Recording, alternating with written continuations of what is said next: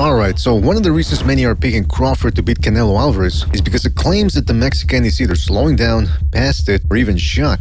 And it's understandable why some people think so, seeing as how Canelo's last 6 wins have been somewhat understated. Combine that with his age, 35 years old, and you have a man ready to receive his 3rd loss. But are the claims of Canelo being shot-born premature? Well, first, how do we usually determine if an elite boxer is on the decline? Well, there are a couple of indicators. 1. Older fighters lose their reflexes. This includes reaction time as well as hand-eye coordination. In other words, it takes more time for the body to obey the brain. Now, this delay can be quantified in milliseconds, but in the boxing game, it may be the difference between a landed punch or a missed one. Or more perilous still, the difference between an avoided punch and a trip to the hospital. You'll often hear older boxers say they could see the opening. They just couldn't pull the trigger. This is the bane of a fighter who is one step closer to retirement. Another example of a fighter slowing with age is reduced resistance. Boxing is a tough sport, and professional boxing, with its long training camps, hundreds of rounds of sparring, and often brutal fights, can take its toll on the body. The world-class fighters make it look easy, but it takes a trained body to absorb the punishment encountered within the squared circle. As one of our panelists, Jimmy, likes to say, training builds fight calluses. That is, sparring, absorbing shots on the arms, on the lower body and head, along with some strength training to build armor. All of this is conditioning, intended to absorb up to 12 rounds of punishment. But as fighters age, the resistance decreases. Sure, the decline varies with activity, lifestyle, and maybe even genetic factors, but ultimately, some fighters just can't take it anymore. In the case of the greatest, Muhammad Ali, too many sparring wars and too many fights took their toll on his abilities. For the legendary Julio Cesar Chavez, over 90 professional bouts, along with extracurricular activities, may have decreased his reflexes, along with thinning his skin. Alcoholism tends to do that. Sometimes the decline is also mental. In the case of the undisputed junior welterweight champion Costa Tszyu, back in 2005, he fought the younger and rugged Ricky Hatton. For 11 rounds, it was a close-quarter affair, filled with clinching and roughhousing. With 1 round to go, Tszyu, close to 36 years old, refused to come out for the final round. It was only 3 more minutes of combat, but whereas a 25-year-old version of Tszyu might have braved on, confident that his power could bail him out, the 35-year-old just didn't see the point. The other sign of a declining fighter is a decrease in punch output. The old adage is that older fighters can still do what they did during their primes, they just can't do it as often. Think of Manny Pacquiao, whereas he used to fire incredibly fast volleys of heavy fire for as long as he had to. The 40-year-old version that we saw defeat Keith Thurman still had enough speed to surprise his younger foe. But whereas a 2009 version of Pacquiao would have maintained the pace for all 12 rounds, the 2019 version slowed down. And when he hurt Thurman with a body shot late in the bout, Pacquiao lacked the fuel to sustain and capitalize on the chance. So with all of that said, is Canelo shot? Well, let's start with the reflexes. Canelo possesses solid defense, which allows him to walk down younger foes while also avoiding significant damage. And though his last 3 opponents weren't exactly pound-for-pounders, they were bigger and younger men. You would have expected those advantages to have at least shown up more against a so-called shot fighter. Yet there was Canelo, dominating his opposition. If Canelo is significantly compromised, he's still having an easy time with his foes. On top of that, he continues to minimize the damage he takes. The way he transitions between offense and defense requires sharp reflexes. I would assume he's not as fast as he was 5 years ago, but he remains difficult to hit clean. When it comes to punch resistance, despite pushing his opponents back, Canelo doesn't take much punishment. The last bout that could be considered a war was the Golovkin rematch back in 2018. For the most part, Canelo's recent victories are, at best, competitive but decisive and one could say mundane affairs. So, if his punch resistance has decreased, his younger and often bigger opponents have been unable to exploit it. Now we get to the 2 final points, punch output and the loss of motivation for the sport. Many people point to Canelo's punch output as the ultimate evidence that he's slowing down. And when you see Canelo's fight starting in 2019, when he took on Sergey Kovalev, you witness a fighter who appears to be throwing 1 punch at a time, or what I call the sledgehammer approach. The lack of stoppages since 2021 also serve as evidence that yes, Canelo is no longer the marvel that unified the super middleweight division.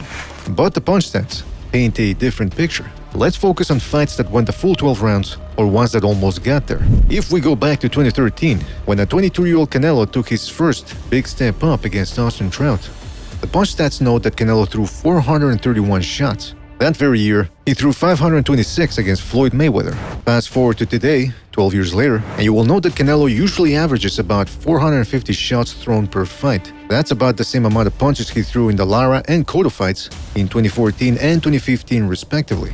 Sometimes he'll throw more or less, depending on the opponent. For example, when he fought Jermell Charlo in 2023, a bout in which Charlo employed a lot of movement, Canelo threw 385 punches. That's below average. However, when he fought Edgar Berlanga a year later, he returned to a bit above average, throwing 464 shots. Alright, so in the video description below, I'm gonna leave the punch stats of Canelo's high-profile bouts that went past the 10th round. That way you can see that Canelo is still averaging near or the same amount of shots he fired 12 years ago. The exception is his last fight, the school bout, in which he only threw 152 shots. That's well below average. But is that bout evidence that Canelo has slowed down significantly? I think the most sensible answer is that School's fright and excessive movement resulted in Canelo's horrible punch output. Not since Aries landed Lara has a fighter jumped away from Canelo the way School did. I mean, at least Charlo stood his ground sometimes and fired combinations. School, meanwhile, was content with launching one shot and leaping or running away before anything came back. Could Canelo have thrown more or fought with more urgency against School? I like to think so. Which brings us to the point about older fighters losing hunger. Perhaps Canelo was content with doing just enough to win the fight. But then again, has Canelo ever really been a marauding fighter like Julio Cesar Chavez or Gennady Golovkin? We'll return to that question later, but let's stick to the punch output here. If his throwing rate hasn't decreased overall, why then does it seem as if Canelo is only throwing one punch at a time? That's because often he is throwing one punch at a time. But instead of putting together 3 or 5 shots at a time in a combo, he'll space those shots out throughout a longer period. I also think the fact that he loads up on hooks throughout fights nowadays makes people think he's firing less. It gives the illusion that he's only firing one big punch at a time. The punch stats, however, demonstrate he's throwing approximately the same amount of punches he was 5 years ago.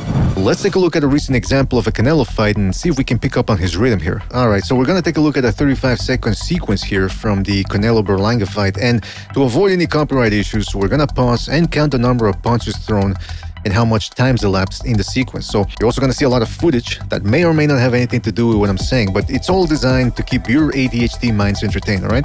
Doing it for your own good. Alright, so here we are in the 8th round, the 1 minute and 7-second mark, alright? So Canelo throws an overhand left hook, very Golovkin-esque, misses, leans back, and counters off the lean back, right? So that's 2 shots thrown within 3 seconds. Right away, Canelo pumps out a shotgun jab. Look at how he steps in with it. That's 3 punches thrown now, right? Fast forward 2 seconds and Canelo throws 3 more shots. Now we're not gonna count the flicking jab that followed the first one, right? Canelo throws an uppercut that he slowed down mid-shot because he saw Berlanga leaning away. So as he shifts his weight towards his left foot, Canelo uses that energy to load up on a left hook to the body. We're at 6 punches thrown now within a 10-second window, right? 4 seconds later, Canelo's back at it. Note that at this point, he's been throwing single shots interspersed with about 2 or 3 punch combos.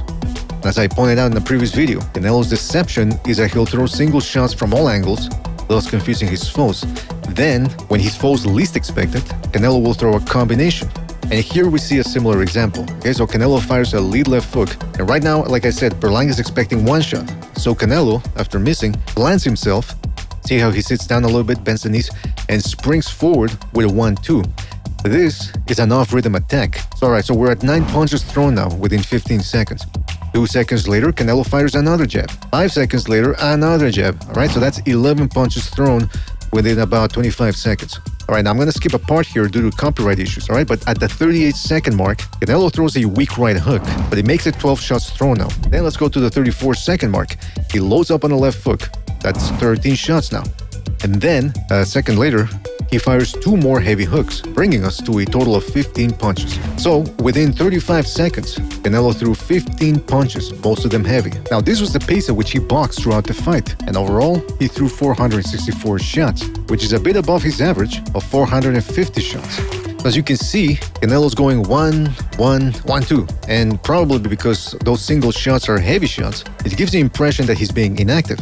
But the CompuBox numbers show he's averaging a little bit less or sometimes more than the average number of thrown punches from about 5 to 6 years ago. Thus, This narrative that Canelo's punch outputs declined just doesn't really stand up under scrutiny unless the punch stats per thrown shots have been miscounted for the past 12 years. Now, I look at CompuBox with a little bit of skepticism, but that's mostly when it pertains to landed shots, because that's a little bit more difficult to determine in real time. Thrown shots, that's a little bit easier. But then that begs the question, couldn't Canelo have thrown more punches against Cool? And what about his lack of stoppages? Aren't those two things definitive proof of a steep decline? Well, first we have to talk about Canelo's style. Although he likes to pressure his opponents, Canelo's not a seek and destroy type fighter. He's a points fighter who boxes off the front foot. Now, evidently, he possesses power to score flash knockdowns, but isn't overly concerned in stringing combos together to finish his opponents. Now, another factor for his lack of stoppages is that he places a lot on single shots, and based on Canelo's considerable musculature, he cannot maintain the sustained attack for long. Now compare him to his nemesis, Gennady Golovkin. Like Canelo, Golovkin was a heavy-handed pressure fighter. The differences, however, are that Golovkin was better at cutting the ring off, and he had one of the best jabs in boxing. The jab supplemented his power shots or blinded them from the incoming heavy artillery. Canelo lacks that consistent laser jab. This may partially explain why Triple G scored more stoppages than him. Now, a lot of people have criticized Canelo for this approach. I, for one, am not enthralled by his recent fights. But it is curious that many are seeing him as this Golovkin-like fighter that's supposed to be destroying and stopping foes. And when he doesn't hold his opponents, he's described as being a shot boxer. But was Canelo ever the destroyer that people make him out to be? Why is that expectation set on Canelo? For example, earlier this year, Hamza Shidaz stopped former Canelo victim Edgar Berlanga. That night, many made fun of Canelo for having been unable to stop the Puerto Rican. However, that same night, in which people were clowning Canelo for going 12 rounds against Berlanga, the boxing world was praising lightweight contender Shakur Stevenson for not running against fellow contender William Zepeda. Forget that Stevenson and many boxing fans were expecting Zepeda, whom many refer to as a mere punching bag, to get stopped. The bar said afterwards for Stevenson was that it was okay for him to box off the back foot and go the distance yet again, so as long as he didn't completely stink the joint out, the way he's done before. For Canelo, however, it's not enough that he's dropping and continually backing his opponents up while he outboxes them. He's expected to stop younger and often bigger men. Clearly, the standards are not the same. And that's what one of our panelists, Gonzalo, astutely pointed out. When fighters such as Devin Haney and Shakur Stevenson get on the back foot and outbox their opponents, oftentimes throwing one punch at a time, they're referred to as being virtuosos and pugilistic geniuses. When Canelo does it going forward, he's a caveman, he's unsophisticated and on the decline if he doesn't stop his opponents. So, where did this expectation of Canelo being a knockout machine come from? Well, I believe the culprit is Canelo's 2021 arc. You will recall that in 2021, Canelo scored 3 wins, all of them by stoppage. But let's review that year. First, when Canelo started off the year by stopping Avni Yildirim, he stopped the Armenian in the 3rd round, whereupon Yildirim refused to come out for the 4th and proceeded to quit. So Canelo didn't exactly lay the guy out cold. Then, months later, Canelo defeated Billy Joe Saunders. In the 8th round, Canelo connected with a right uppercut that allegedly fractured Saunders' orbital bone. Again, his opponent refused to come out of the corner. Finally, later that year, Canelo dropped and forced a TKO against Caleb Plant. So as you can see, this notion that Canelo's a stoppage boxer is mainly due to the 2021 year. But when you look at it, 2 of his 3 opponents essentially quit in the corner. Canelo didn't flatten them out or anything. Again, go back to the Trout fight, the Lara fight, the Cotto fight, the Chavez Jr fight, the fight against Jacobs and Colin Smith, all bouts that took place over 4 years ago, and all of which went the distance. That's a large amount of Canelo's biggest wins right there, all by decision. I think it's safe to say then that Canelo's no Golovkin. He's a points fighter, a front foot boxer, and he's still dominating his foes. That means that, contrary to popular opinion, he is quite skilled and evidently still sharp enough to score decisive wins. So, with all of that said, how far gone is Canelo? Are the punch stats wrong? Can Crawford capitalize on Canelo's current physical state? Let us know in the comment section below. Don't forget to like, subscribe, check out the rest of our videos or free Patreon content, and we'll catch you in the next one. Take it easy, thanks for watching. Woohoo!